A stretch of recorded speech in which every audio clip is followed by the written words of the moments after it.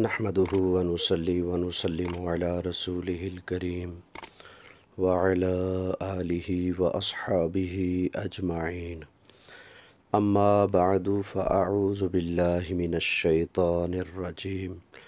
بسم الله الرحمن الرحيم. الصلاة والسلام عليك يا رسول الله وعلى آلك وأصحابك يا سيدي يا حبيب الله صلی اللہ تعالی علیہ وآلہ وسلم۔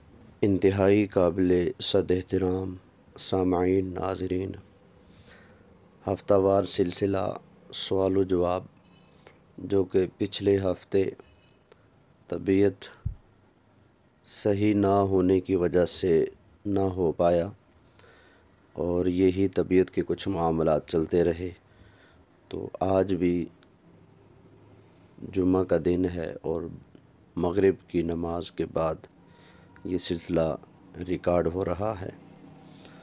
تو سوالات کا آغاز کرنے سے پہلے آپ سب سے گزارش بھی کہ دعاؤں میں یاد رکھا کریں، دعا فرمائیں اللہ تعالیٰ مجھے ہمیشہ سچے دل سے دین متین کی خدمت کرتے رہنے کی توفیق عطا فرمائے، اللہ تعالیٰ میری بخش فرمائے، تمام سامعین ناظرین کی غلطیوں سے درگزر فرمائے اللہ تعالیٰ، کوئی بد عقیدہ ہے تو اللہ تعالیٰ اس کے عقیدے کی اصلاح فرمائے۔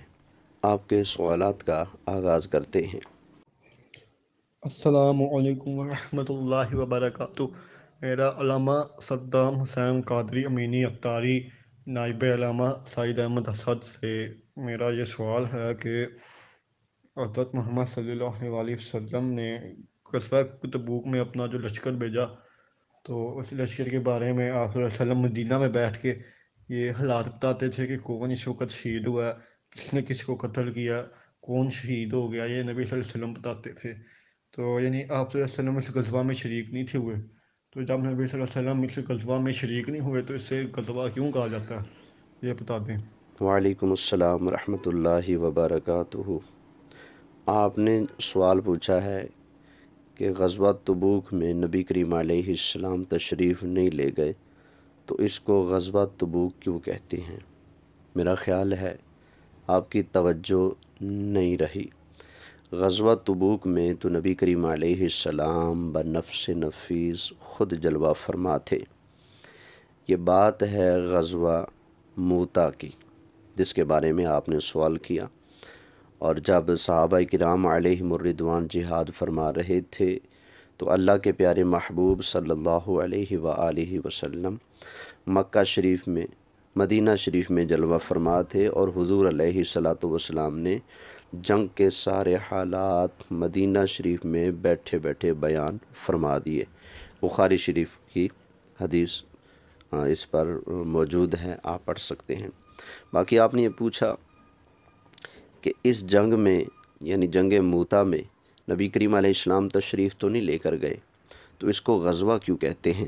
تو اس حوالے سے یہ ضیاء النبی شریف میں سے میں اس کی وجہ بیان کر دیتا ہوں۔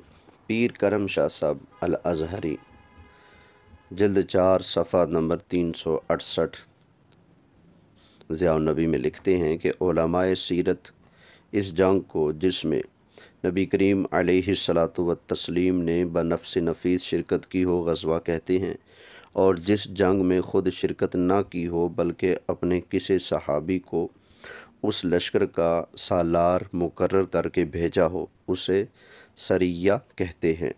یہ جنگ موتا اس اصطلاح کے مطابق غزوہ نہیں ہوگی بلکہ سریہ شمار ہوگی، لیکن امام بخاری نے اسے غزوہ کہا ہے، اور اس کی وجہ یہ بیان کی ہے کہ صحابہ کی تعداد بہت زیادہ تھی اور اس جنگ کے نتائج بہت دور رس تھے، اس لیے اسے آپ نے غزوہ کہا۔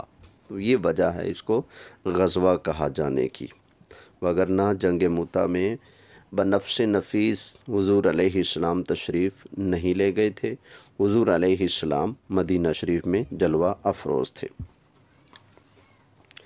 جی اگلا سوال۔ السلام علیکم ورحمۃ اللہ وبرکاتہ۔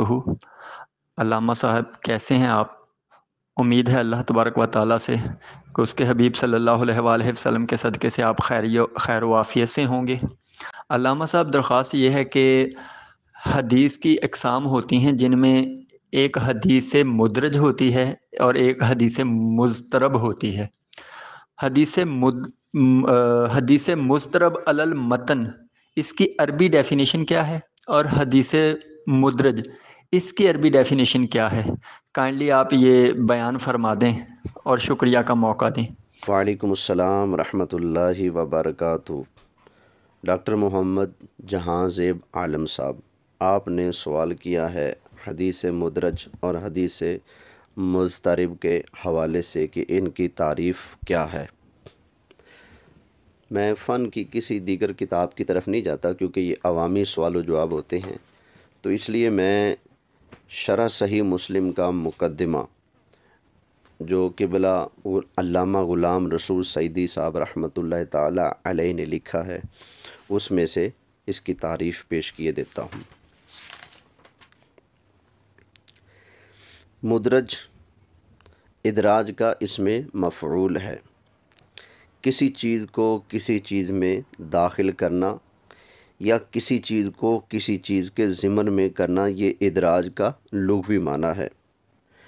مدرج کی دو قسمیں ہیں پھر، مدرج فی الاسناد اور مدرج فی المتن، یعنی کہ سند کے اندر کوئی چیز شامل کر دینا یا پھر اس کے متن میں کسی چیز کو داخل کر دینا۔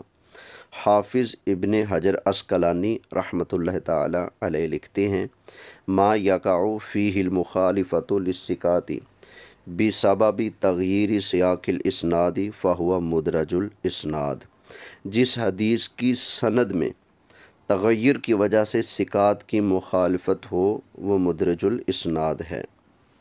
آگے اس کی مختلف صورتیں بھی انہوں نے لکھی ہیں۔ آگے فرماتے ہیں، مدرج المتن وہ حدیث ہے کہ متن حدیث میں ایسا کلام داخل کیا جائے جو حدیث کا حصہ نہ ہو۔ کبھی یہ ادراج حدیث کے اول میں ہوتا ہے، کبھی درمیان میں اور کبھی آخر میں۔ اس کی مثال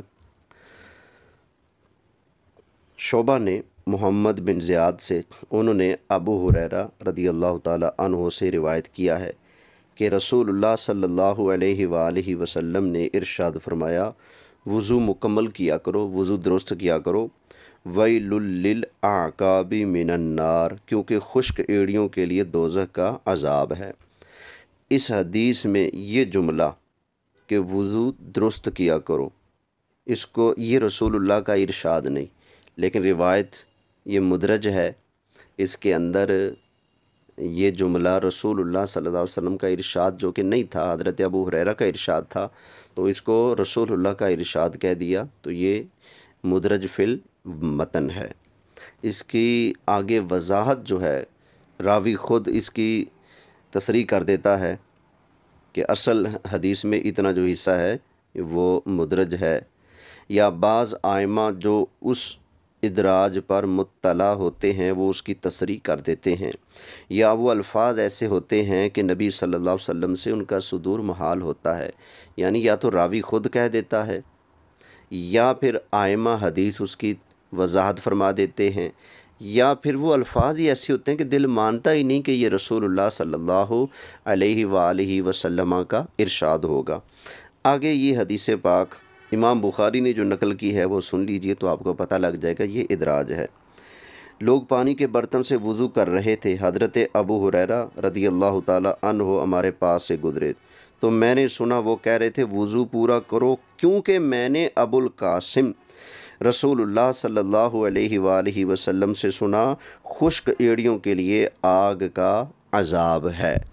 تو اس حدیث کے متن نے وضاحت کر دی کہ یہ جو ہے کہ وضو مکمل کرو، درست کرو، ٹھیک کرو، یہ جناب ابو ہریرہ کا فرمان ہے، اور خشک ایڑیوں کے لیے جہنم کا عذاب ہے، یہ رسول اللہ صلی اللہ علیہ وآلہ وسلم کا ارشاد ہے۔ تو اس حدیث نے جو بخاری نے نقل کی ہے بتا دیا کہ پہلے والی روایت کے اندر ادراج کیا گیا ہے۔ حدیث مضطرب لغت میں اضطراب کا معنی ہے کسی نظام کا فساد اور کسی امر کا اختلال۔ جب سمندر کی موجیں ایک دوسرے سے ٹکراتی ہیں تو اس کو اضطراب کہتے ہیں، اور اس کی اصطلاحی تعریف یہ ہے، حافظ ابن صلاح لکھتے ہیں مضطرب وہ حدیث ہے جو مختلف سندوں سے مروی ہو یا ان کی روایت مختلف ہو، مختلف سندوں سے مروی ہو یا ان کی روایت مختلف ہو، وہ سندیں مساوی قوت کی ہوں، سندیں ساری ایک درجے کی ہوں۔ اگر وہ سندیں مساوی نہ ہوں، مثلا کسی سند کے راوی کا حافظہ زیادہ قوی ہو یا وہ اپنے شیخ کے ساتھ زیادہ عرصہ رہا ہو یا کوئی اور وجہ ترجیح ہو، تو راجح اور مرجوح میں کوئی بھی مضطرب نہیں ہوگا۔ یعنی کہ اگر سندیں ان میں فرق ہے کہ ایک قوی سند ہے اور ایک کمزور سند ہے، ایک میں راوی ایسا ہے جس کا حافظہ درست نہیں یا کوئی اور سبب اس کے اندر موجود ہے جس کی وجہ سے اس پر طعن کیا جا سکتا ہے، تو جب روایتیں جو آپس میں ٹکرا رہی ہوں اور ان کی سند میں فرق موجود ہو تو اب اضطراب ان میں نہیں ہوتا۔ جب روایتیں ایک ہی درجے کی ہوں، قوت کے اندر، صحت کے اندر وہ آپس میں مساوی ہوں، برابر ہوں، تو وہاں پر اضطراب پایا جاتا ہے اگر وہ مختلف ہوں اور ان میں تطبیق نہ ہو سکتی ہو۔ جیسا کہ ایک مثال اس کی پیش خدمت ہے، فاطمہ بنت قیس رضی اللہ تعالی عنہا بیان کرتی ہیں کہ نبی صلی اللہ علیہ وسلم سے زکوٰۃ کے متعلق سوال کیا گیا۔ آپ صلی اللہ علیہ وسلم نے فرمایا مال میں زکوٰۃ کے علاوہ اور بھی حق ہے، یعنی مال میں سے زکوٰۃ بھی دینی اور زکوٰۃ کے علاوہ بھی مال کے اندر کوئی حق ہے اس کو ادا کرنا ہے۔ یہ ترمذی کی حدیث ہے۔ اب ابن ماجہ کے اندر جو موجود ہے وہ سن لیجئے،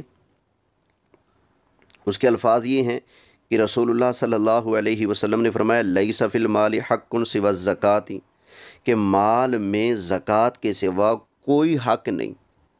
پہلی روایت میں آیا کہ مال میں زکوٰۃ کے علاوہ بھی حق ہے، اور دوسری روایت جو ابن ماجہ کی اس میں ہے کہ مال کے اندر زکوٰۃ کے علاوہ کوئی حق نہیں۔